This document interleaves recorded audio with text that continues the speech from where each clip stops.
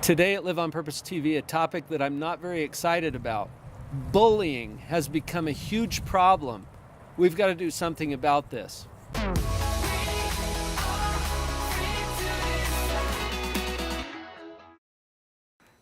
As a parent, bullying is probably something that you've thought about as it relates to your kids. Maybe you have memories of your own experience with this. It's become a much bigger problem now in our information age because the information can travel so quickly. Someone could be bullied in school A over here, and everybody in school B knows about it before class is out. That's one of the problems that we're dealing with because it travels so quickly. So what are we going to do about this bullying?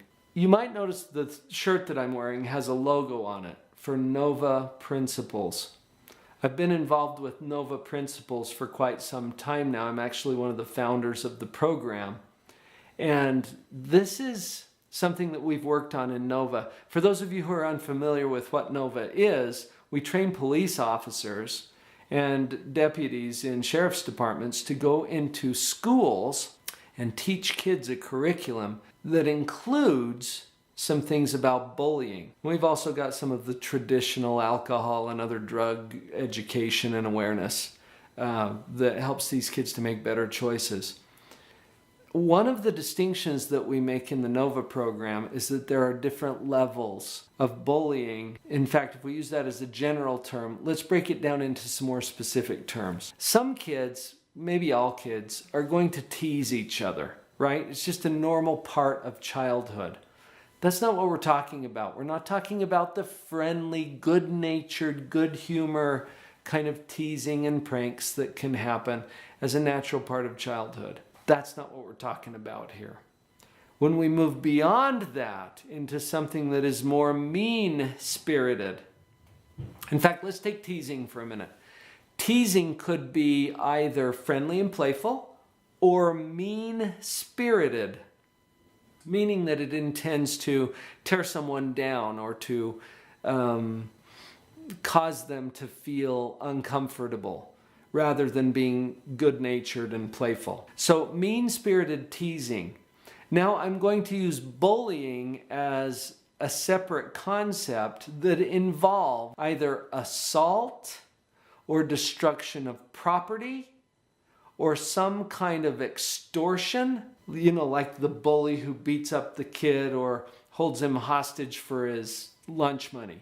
Okay, that's what we're talking about. Bullying is at a level that the behavior is illegal in its nature. Assault, stealing, property destruction, extortion. Those kinds of things are what I'm referring to when I say bullying. And that's a little higher level than mean-spirited teasing. This is important to acknowledge because we're going to handle them a little differently. Now, either of them, mean-spirited teasing or bullying, we don't want to have happening. And it's potentially dangerous and hurtful to kids, at least psychologically, sometimes physically. What are we going to do with mean-spirited teasing? Actually, this works with any kind of teasing, but I want to share with you a concept that I learned years ago called the tickle factor. Sound fun? Yeah. What happens when you tickle someone? When you get in there and they're really super ticklish, okay, and you start to tickle them, what happens? They freak out. And that's what makes it so darn fun, right? Because you get a little sense of power that you can push buttons and do a little manipulation there and they lose it. That's what makes tickling fun. Have you ever tried to tickle someone who's not ticklish? So you come in at that little and they're like, that's weird.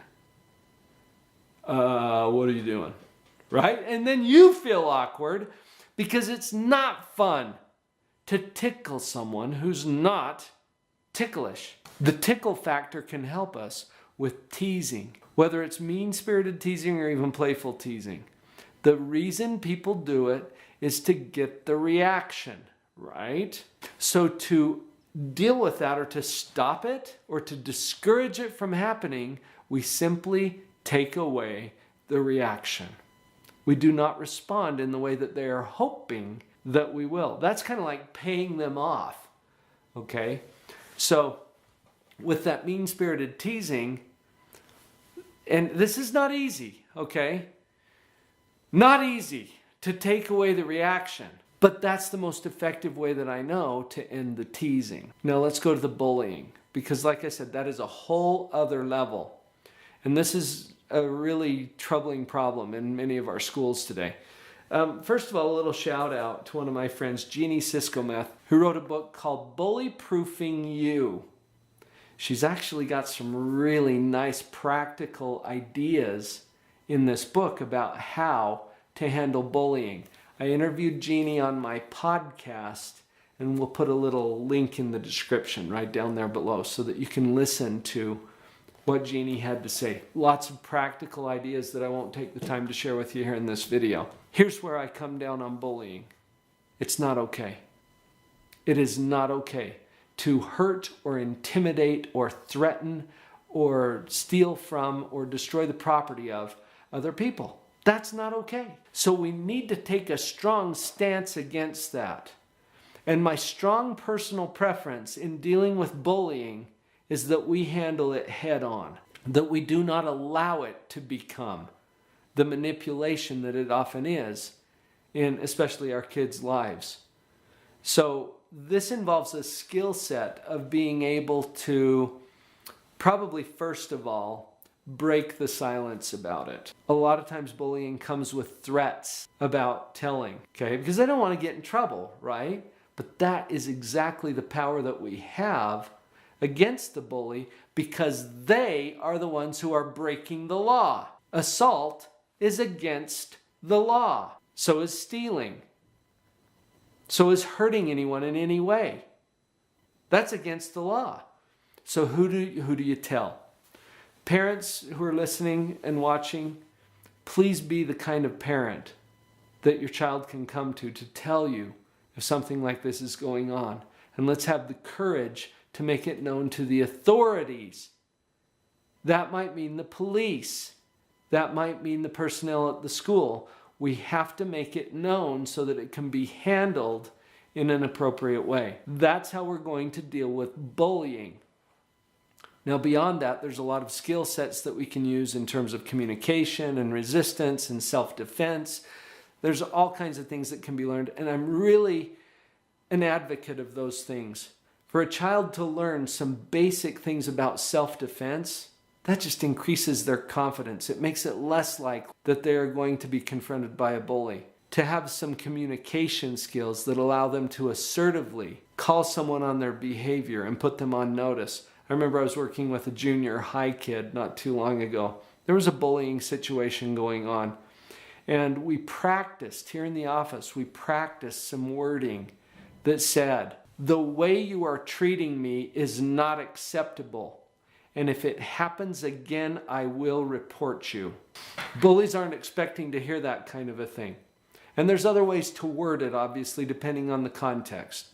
But let's empower our children to take care of themselves and to have some skills that will allow them to handle these kinds of threats in a way that is productive and that they can keep moving forward. Bullying is not okay. It's a tough problem, but I think as we work together, we're going to make some progress with this bullying issue. So glad that you're here and that you're part of the conversation.